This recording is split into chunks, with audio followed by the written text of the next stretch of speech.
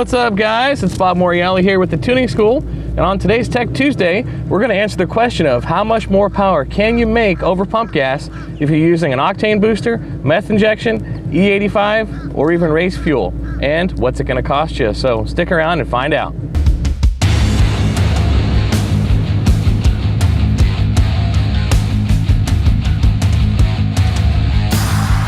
Okay, so guys, welcome back. Today we have the answers to your questions.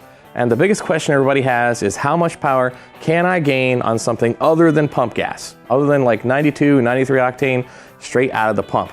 So, of course, we've done a ton of testing. If you haven't seen any of our videos from the fuel test series, please go back to our YouTube channel, check out all those videos. Now, in addition to that, we've been working together along with Engine Labs, the magazine. You can go online, go to enginelabs.com, check out the articles we've written that give you a little more in-depth knowledge about all the testing that we've done. Now, overview, real quick. We did tests starting with 93 octane pump gas. It made 574 at the wheels with our supercharged C7 on our Mustang dyno. So pump gas, 574 at the wheels. So let's get straight to answering some questions. If you go straight to the additives and you say, I want to throw an additive in here and see if we gain any power, we chose butane. So we went ahead and ran butane, and we found that for a very inexpensive price, I think it's like 25 bucks for a bottle of butane, you can actually go and make quite a bit more power. So we made 4.2% more power to be exact, which actually equates to 598 at the wheels. Now, how does it make that extra power? It's not magical. It just allows us to run the extra spark that the engine wants, but it couldn't tolerate it on pump gas. So, for a little bit of extra money, you can tune up a little bit hotter and get quite a bit more power, 4.2% more power for about 25 bucks. Great gains, no question about it. Next question, let's step up a little bit to a race gas. If I were to run a MS-103 or an MS-109, and I chose the MS-109 from our results, we were right at 604 at the wheels for a 5.2% gain in power. Now, I'm sure you're watching going, well, race gas is expensive. It is expensive, but you don't have to fill up the tank on race gas. You can only run it at the drag strip when you're ready. That's cool, but you can't run it every day at that power level and keep the costs down. But the gains are there for the time you want the power. Let's do one more step up. So for about a 5% gain in power, you don't have to spend a lot of money. That's the quick and easy evaluation of what we found. Once you start trying to gain more than 5% based on the fuel, the additive, or the injection, you will start to spend exponentially more.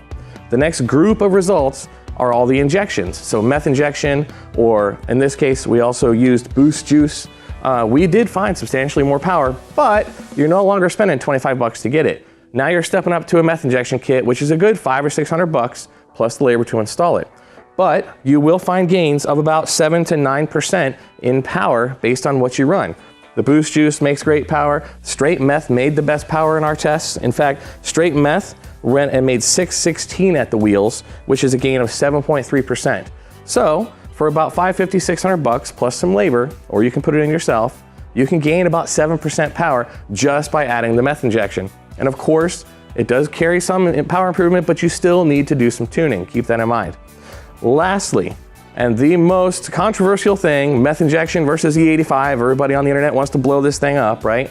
We switched to E85 and we gained 2 more horsepower over meth injection. We made 618 at the wheels for about a 7.7% gain in power. Now, here's the deal. I'm not putting it down because there are upsides to this, but the downside is once you step up to a fuel that is ethanol based, you will need about 30% more fuel capacity. Now, I'm not talking about your fuel tank. I'm talking about your fuel lines, your fuel injectors, your pump, and all the associated things that go along with running an ethanol-based fuel.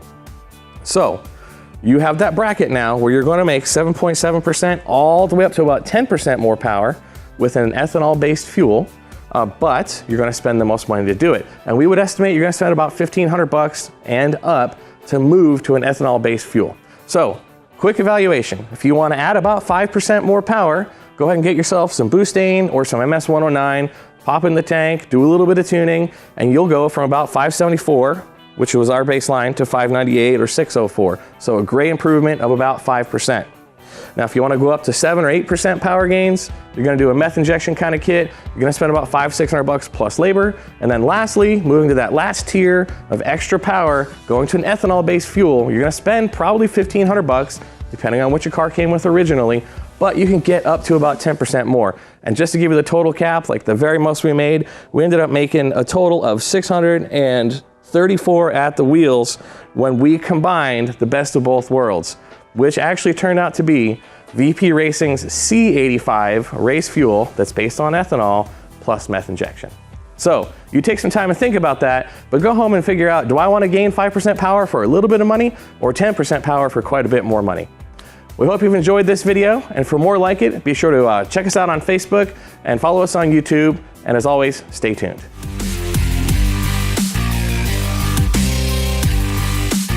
If y'all enjoyed this video, make sure that you hit the subscribe button, check out these other awesome videos, as well as these products and our website.